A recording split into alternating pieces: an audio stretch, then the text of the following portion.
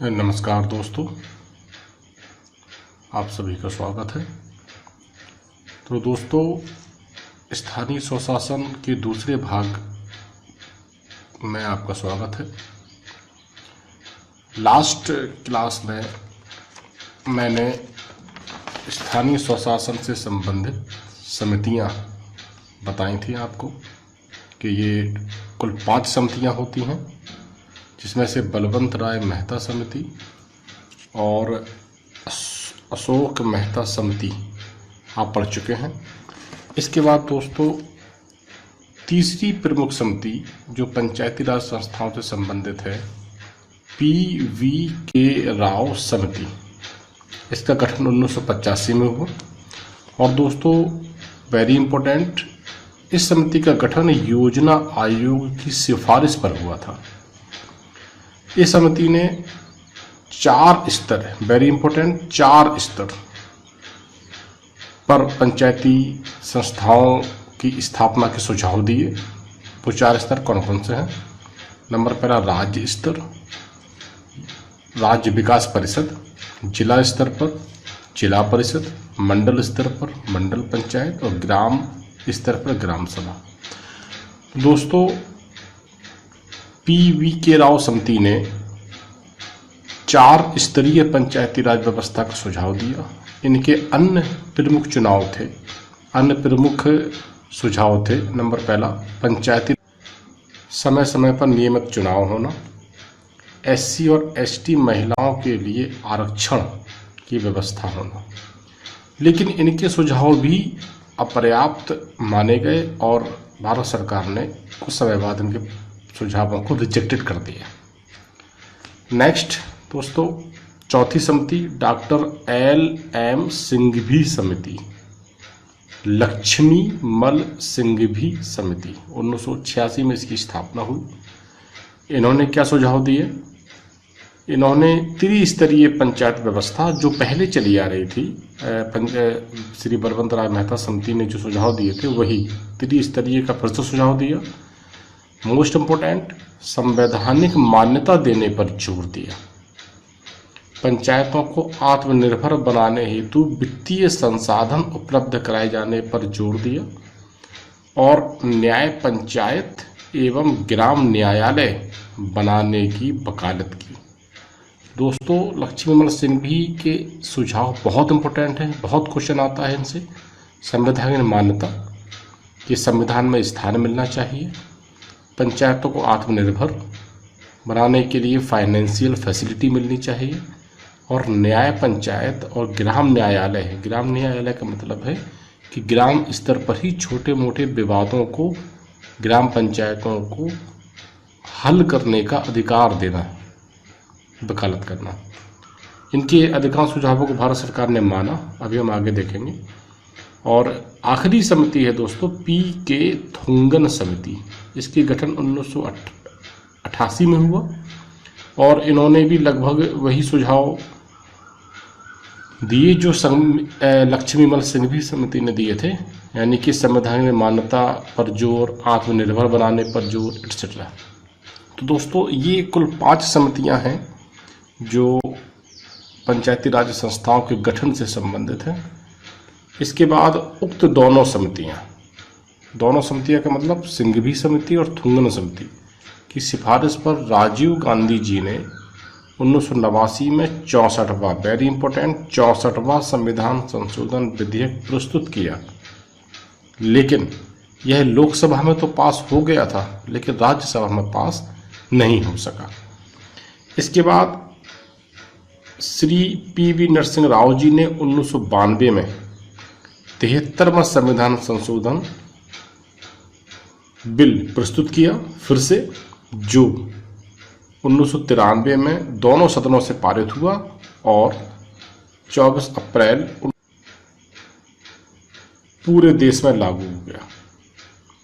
इसलिए दोस्तों, प्रत्येक वर्ष 24 अप्रैल को हम पंचायत राज दिवस मनाते हैं। वेरी इंपॉर्टेंट, पंचायत राज दिवस 24 अप्रैल को मनाया जाता है और कल ये दिवस मनाया गया था।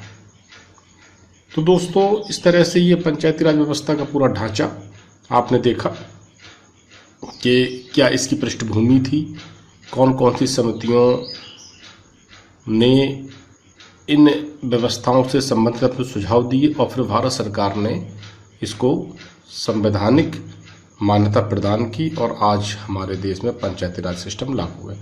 दोस्तों, जो क्वेश्चंस यहाँ से बनते हैं वो सबसे ज़्यादा बनते हैं कि किस समिति ने कितने स्तर की पंचायत व्यवस्था पे सुझाव दिए थे। तो दोस्तों, ये याद करने का एक तरीका है। फॉर एग्जाम्पल, सबसे पहली समिति है बलवंत राय मेहता। 3 नाम हैं, बलवंत राय मेहता, और इन्होंने कितने स्तर का सुझाव दिए? 3 स्तर का। तो दोस्तों, याद करने के लिए बलवंत राय मेहता के नाम में 3 नाम थे तो 3 स्तरीय है। इसके बाद अशोक मेहता 2 नाम और स्तर भी 2। इसके बाद PVK राव 4 नाम 4 स्तर। LM सिंघवी 3 नाम 3 स्तर। और PK थुंगन 3 नाम और इन्होंने भी त्रिस्तरीय पंचायत व्यवस्था के सुझाव दिए। तो दोस्तों, याद करने का एक तरीका है, आपको समझ में आ गया होगा। अब दोस्तों आगे बढ़ते हैं। तो दोस्तों, संवैधानिक मान्यता के बाद जो प्रमुख पॉइंट्स पंचायती राज व्यवस्था में है उसके बारे में देख लीजिए। पंचायती राज व्यवस्था का भाग 9 में है। 16 नए अनुच्छेदों को संविधान में जोड़ा गया, जो अनुच्छेद 243 से लेकर 243 ओ तक हैं। अनुसूची 11 जोड़ी गई, जिसमें यह लिखा हुआ है कि ग्राम पंचायतों को 29 विषयों पर कानून बनाने का अधिकार है। अनुच्छेद 40 में ग्राम पंचायतों के गठन का अधिकार राज्य सरकारों को दिया गया है। वित्त व्यवस्था राज्य वित्त आयोग करेगा, जिसका गठन राज्यपाल द्वारा होता है प्रत्येक 5 वर्ष में। और राज्य वित्त आयोग का वर्णन अनुच्छेद 243 आई में है। दोस्तों, ध्यान देने वाली बात यह है कि वित्त आयोग 2 होते हैं। एक होता है केंद्रीय वित्त आयोग, जिसका अनुच्छेद 280 में वर्णन है, और दूसरा होता है राज्य वित्त आयोग, जिसका अनुच्छेद 243 आई में वर्णन है। वित्त आयोग पूरे देश भर के लिए वित्त संबंधी मामले देखता है और राज्य वित्त आयोग यही कार्य राज्य स्तर पर करता है। दोस्तों, ग्राम पंचायतों का कार्यकाल 5 वर्ष निर्धारित है, लेकिन अगर समय से पहले किन्हीं परिस्थितियों बस वह भंग हो जाती है तो 6 माह के अंदर दोबारा चुनाव कराकर उसका गठन करना आवश्यक होता है। वेरी इंपॉर्टेंट पॉइंट है ये दोस्तों, ध्यान से समझिए। निर्वाचन, यानी कि ग्राम पंचायत का निर्वाचन कौन कराता है, चुनाव कौन कराता है? तो दोस्तों, राज्य निर्वाचन आयोग ग्राम पंचायतों के निर्वाचन की समस्त व्यवस्था करता है, और इसका वर्णन अनुच्छेद 243 के में वर्णन है। राज्य निर्वाचन आयोग का वर्णन अनुच्छेद 243 के में है। दोस्तों, पैसे तो लगभग पूरे देश में त्रिस्तरीय पंचायती व्यवस्था लागू है, परंतु पश्चिम बंगाल एकमात्र ऐसा राज्य है जहां 4 स्तरीय पंचायती व्यवस्थाएं हैं, और जो चौथा स्तर यहाँ पर है अलग से, उसका नाम है आंचलिक परिषद। दोस्तों, वेरी इंपॉर्टेंट पॉइंट है, बहुत आता है कॉम्पिटिशन्स में। पश्चिम बंगाल में 4 स्तरीय पंचायती राज व्यवस्था है। तो दोस्तों, इसके अलावा ऐसे राज्य जहां की जनसंख्या 20 लाख से कम है, तो वहां दोस्तों त्रिस्तरीय पंचायत की आवश्यकता नहीं है, वहां 2 स्तर ही आवश्यक माने जाते हैं।